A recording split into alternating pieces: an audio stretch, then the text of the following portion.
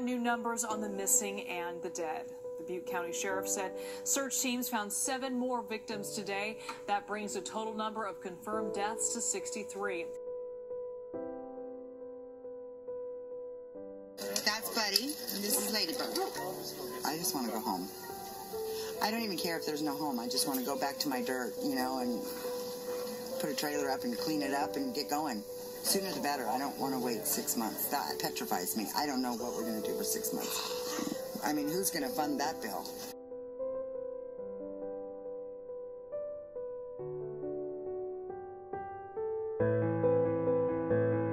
Investigators are also working on the missing list. Tonight, that number has spiked to 631.